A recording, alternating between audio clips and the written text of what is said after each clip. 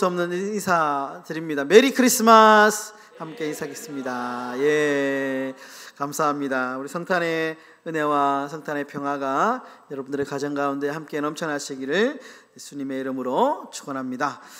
예, 성탄절 시리즈 우리 마지막 시간입니다. 의로운 사람을 통하여 이루신 성탄이라는 제목으로 하나님의 말씀 함께 나누도록 하겠습니다.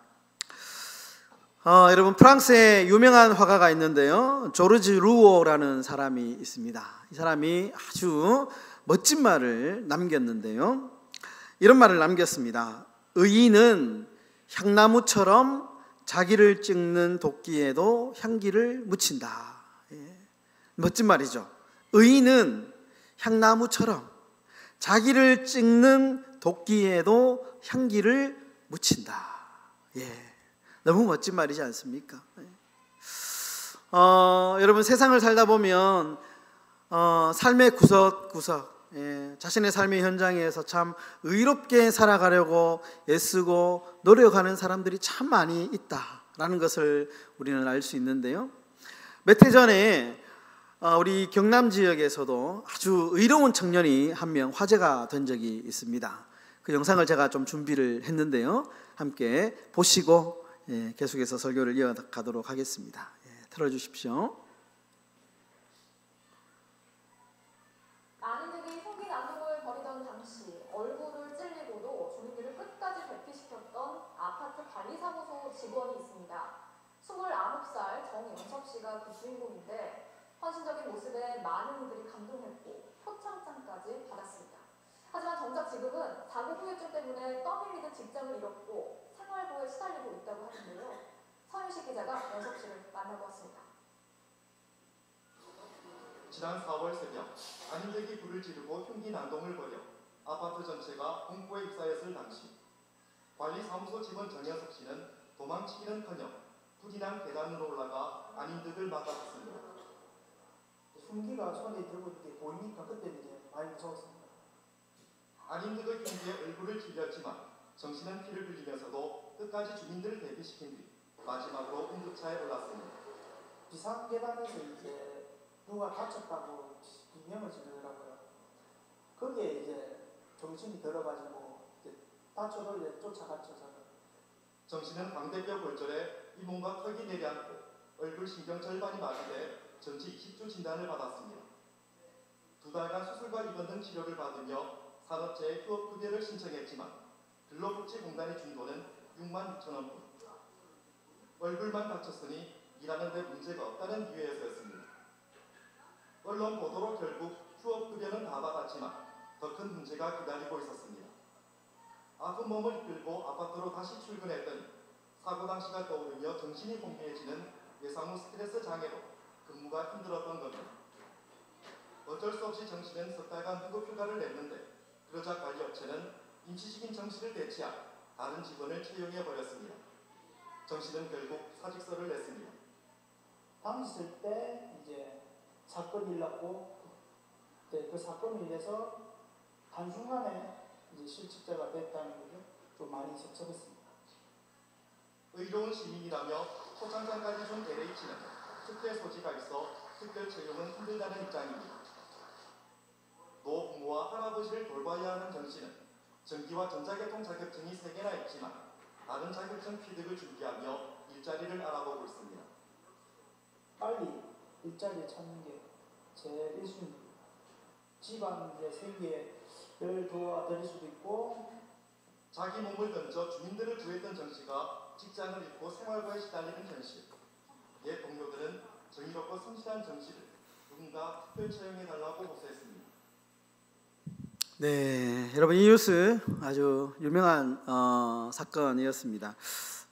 이제 이후에 보니까 아주 좀 잘 풀린 것 같아요. 그래서 이분의 어떤 의로움과 성실함이 인정받아서 좋은 직장에 취직을 해서 다니고 있는 것으로 알고 있습니다. 여러분, 세상이 아무리 어두워도 이처럼 사회 구석구석에서 이렇게 의롭게 살아가는 사람들, 그런 사람들을 보면 많이 저는 좀 제 자신도 돌아보게 되고 제 삶이 좀 부끄럽다라는 생각도 해보게 되면서 나도 좀 저렇게 살고 싶다라는 생각을 해보게 됩니다. 여러분, 오늘 이 마태복음의 저자 마태는 예수님의 출생에 대해서 이제 이야기를 하면서 요셉이라고 하는 한 인물을 설명하는데요, 요셉을 소개하는데 이렇게 소개합니다. 오늘 19절에 보시면 그의 남편 요셉은 의로운 사람이다, 이렇게 소개를 합니다. 의로운 사람이다. 예. 여러분, 우리가 성탄절 한 달 동안 계속해서 성탄절 시리즈로 쭉 살펴봤는데요, 여러분, 성탄이라고 하는 너무나도 신비롭고 놀라운 이 사건은 너무 지극히 평범하고 지극히 낮고 낮은 사람들을 통하여서 이루어진 너무나도 놀라운 영광스러운 사건입니다. 특별히 평범하지만 의로운 사람을 통하여서 하나님은 이 성탄의 은혜를 우리 가운데 허락해 주셨습니다. 여러분, 요셉처럼 참으로 의로운 사람이 다 되시기를, 그런 삶을 살아가시기를 주님의 이름으로 간절히 축원합니다. 여러분, 어떤 사람이 그렇다면 의로운 사람일까? 첫 번째, 희생하는 사람이 의로운 사람입니다. 한번 따라하겠습니다. 희생하는 사람이 의로운 사람입니다. 네, 여러분, 마리아와 요셉이 여러분 잘 아시는 대로 약혼한 상태입니다. 당시의 약혼은 우리가 생각하는 약혼보다 더 강한 구속력을 가지고 있었습니다. 동거만 하지 않았을 뿐이지 법적으로 부부였습니다. 만약에 파혼을 하려면 법적인 이혼 절차를 밟아야 했습니다. 그런데 마리아가 지금 요셉과 약혼한 상태에서 아이를 가지게 되었다. 이거는 그저 해프닝으로 넘어갈 일이 아니고요, 굉장히 큰 문제가 될 소지가 있습니다. 그런데 이 사실을 알게 된 요셉의 반응이 19절 후반부에 나오는데 이렇게 이야기합니다. 드러내지 아니하고 가만히 끊고자 했다. 조용하게, 시끄럽게 이 일을 해결하는 것이 아니고 조용하게 이 일을 해결하려고 했다라는 것이죠. 여러분, 한번 생각을 해봐야 됩니다. 여러분, 요셉의 입장에서 보면 이 사건을 조용하게 해결하는 것은 굉장히 위험한 일입니다. 모험입니다. 왜냐하면 괜한 오해를 살 수 있기 때문에 그렇습니다. 약혼한 상태에서 여자가 임신을 했다. 그러면 굉장한 이 요셉의 입장에서는 굉장히 불명예스러운 사람으로 낙인찍힐 수 있고 굉장히 어려운 상황 속에 처해질 수 있는 그런 상황입니다. 그런데 이 요셉은 그런 위험을 무릅쓰고 이 사건을 조용하게 해결하려고 했다라는 것입니다. 오히려 반대죠. 더 적극적으로 저 사람들에게 알리고, 나는 떳떳한 사람입니다. 나는 의로운 사람입니다. 나는 그런 어떤 사람이 아닙니다라는 것을 알려야 되는데 오히려 반대로 이 사건을 조용하게 해결하려고 했다라는 것이죠. 조용하게. 자신의 명예를 지키는 일보다 요셉은 조용하게 해결해야 돼요. 왜냐?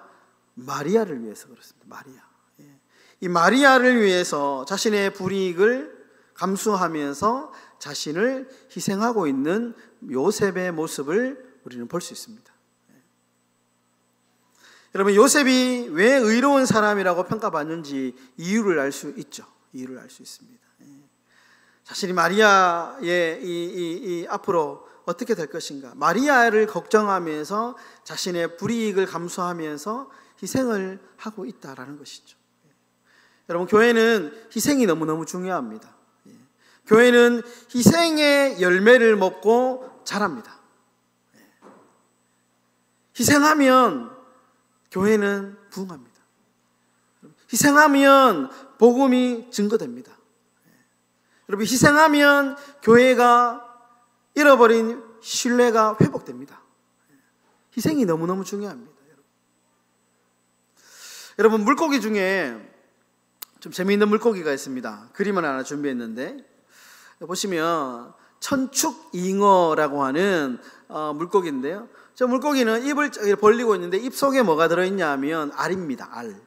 암컷이 알을 어디에 놓느냐 하면 수컷의 입속에 넣습니다. 그러면 수컷은 이 알이 부화되기까지 입을 이렇게 딱 저렇게 다물지 않고 알을 보호하면서 알이 부화되기까지 기다린답니다. 여러분 생각해 보십시오. 먹지도 못하고 아무것도 못 먹는 상태가 되겠죠. 알을 입에 품고 있습니다. 결국에는 알을 낳을 때쯤 되면 어떤 물고기들은 먹지 못해서 영양실조로 자신이 죽는다는 거예요. 희생을 한다는 것입니다. 여러분, 희생은 이처럼 너무너무 중요합니다. 여러분, 희생하면 생명이 탄생합니다. 여러분, 요한복음 12장 24절에 이렇게 말씀합니다. 내가 진실로 진실로 너희에게 이르노니 한 알의 밀이 땅에 떨어져 죽지 아니하면 한 알 그대로 있고 죽으면 많은 열매를 맺느니라. 우리 사랑하는 성도 여러분, 희생하는 삶을 살아가시를 주님의 이름으로 축원합니다. 여러분, 희생해야 됩니다. 한국 교회가 이렇게 부흥할 수 있었던 것은 순교의 희생이 있었기 때문에 이 한국 교회가 부흥할 수 있었습니다. 반대로 한국 교회가 왜 이렇게 어려우냐? 희생이 점점 사라지고 있습니다. 그래서 여러분, 교회를 보시면 이제는 다 돈으로 합니다. 돈으로. 옛날에는 자신의 시간을 드리고 물질을 드리고 에너지를 들여가지고요, 교회를 위해서 헌신했잖아요. 교회에서 이렇게 사례를 받으면 절대로 교회에서 어떻게 돈을 받냐 이런 분위기였죠. 근데 요즘에는 돈으로 하는 거 다 별 그렇게 문제라고 생각하지 않습니다. 수고하고, 물론 너무 바쁘니까 그럴 수도 있는데요. 문화가 바뀌었죠. 돈으로 다 합니다. 큰 교회들은 보면요, 막 돈으로 화려하게 다 하고요. 돈으로 외부에서 사람 불러와가지고 아주 멋지게 합니다. 돈으로. 한편으로는 좀 이렇게 이제 좋은 긍정적인 면도 있는데, 한편으로는 또 좀 씁쓸한 면도 없지 않아 있는 것 같습니다. 여러분, 그러나 분명한 사실은 교회는 희생이 있어야 된다는 것입니다. 나의 작은 희생을 통해서. 여러분, 중직자들이 희생해야 되고요. 직분자들이 희생해야 됩니다. 리더가 희생해야 됩니다. 특히 앞에서 목사가 더 희생해야 되고요. 그건 말할 것도 없고, 중직을 맡은 중직자들이 정말 희생하면 교회가 부흥하는 것이죠.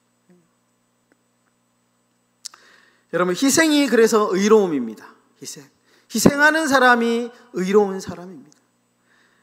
여러분, 바라기는 희생하는 의로운 삶이 되실 수 있기를 주의 이름으로 축원합니다. 두 번째로, 어떤 사람이 의로운 사람이냐? 사람을 소중히 여기는 사람이 의로운 사람입니다. 사람을 소중하게 여기는 사람, 사람을 살리는 사람, 이런 사람이 의로운 사람입니다. 여러분, 의롭다라고 번역이 된 이 말은 헬라어로 디카이오스라는 말입니다. 디카이오스는 어떤 뜻이냐면 율법과 계명을 지킨다, 잘 지킨다라는 뜻입니다. 율법과 계명을. 그러니까 여러분, 요셉은 어떤 사람이냐? 율법과 계명을 잘 지키는 사람입니다. 율법과 계명을 잘 지키는 사람입니다. 그런데 여러분, 요셉이 율법을 잘 지킨 이유는 자기 만족이 아닙니다. 내가 율법을 잘 지킴으로 스스로 만족해하고, 당시 이 바리새인과 율법학자들처럼 자신의 의로움을 드러내기 위해서 율법을 잘 지키고 계명을 잘 지키며 살았던 사람이 아닙니다. 요셉이 율법을 잘 지키며 살아갔던 이유는 다른 데 있습니다. 19절에 후반절에 보시면, 여러분, 오늘 19절이 참 의미가 있는데요, 여기 보시면 이렇게 나옵니다. 가만히 끊고자 했다라는 말, 우리가 다시 한 번 더 주목을 해봐야 됩니다. 가만히 끊고자 했다. 여러분, 만약에 당시에 혼인하기 전에 임신을 했다, 알려졌다 하면 남자가 당당하게 파혼을 요구할 수 있었습니다. 이것이 율법을 잘 지키는 거였습니다. 율법에 명시되어 있습니다. 그리고 남자는 적극적으로 자신의 어떤 명예를 위해서, 무죄를 증명하기 위해서 적극적으로 대응하는 것이 당연했습니다.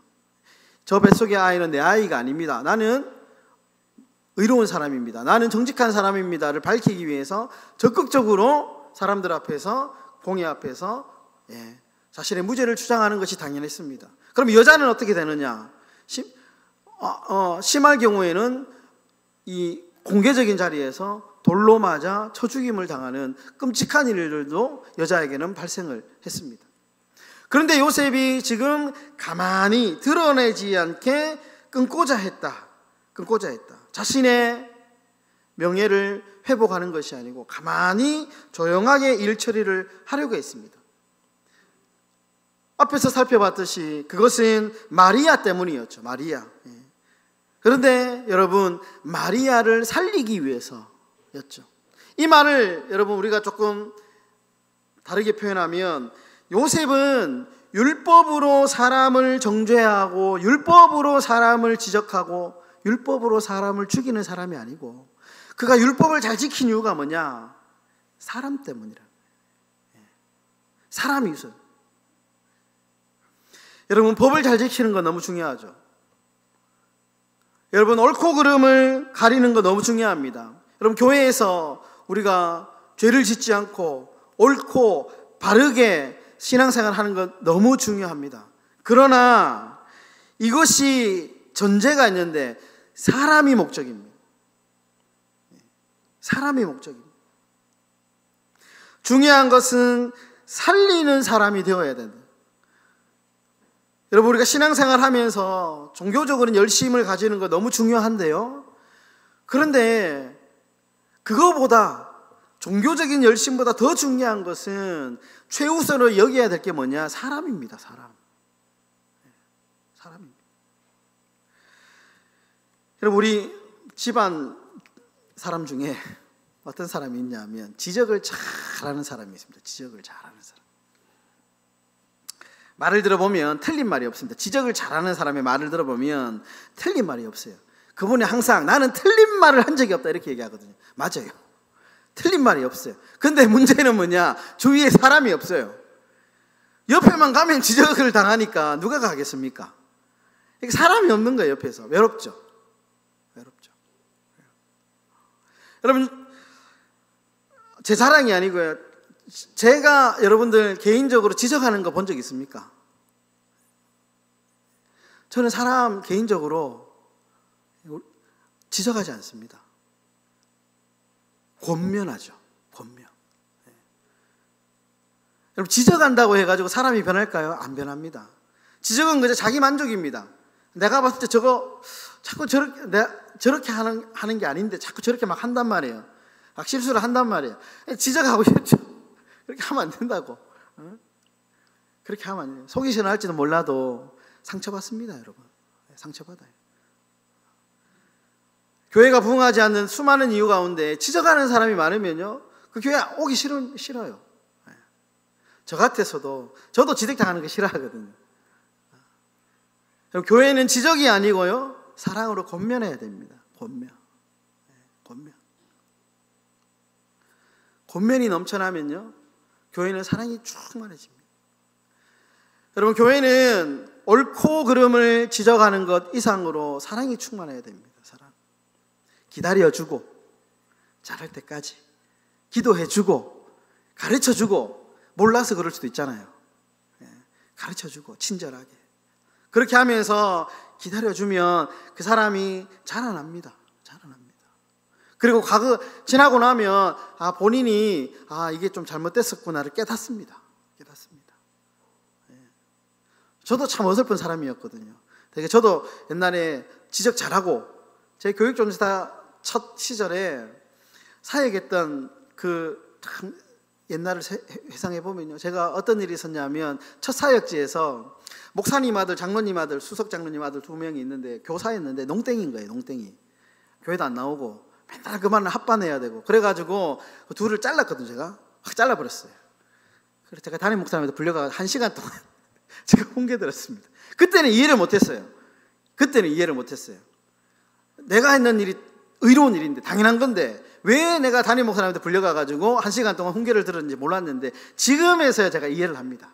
지금은 제가 날카로움이 없어요. 옛날에는 굉장히 날카로운 사람이었거든요. 날카롭고 옛날 사진을 보면요, 제가 눈이 이렇게 쫙 째져가지고 되게 못되게 생겼습니다. 예. 우리 어머니가 저를 감당을 못했거든요. 정말 제가 못했거든요. 근데 지금은 그냥 참 이 목사라는 참 목사가 되고 난 뒤에 하나님께서 저를 막 만들어 가시는 것 같아요.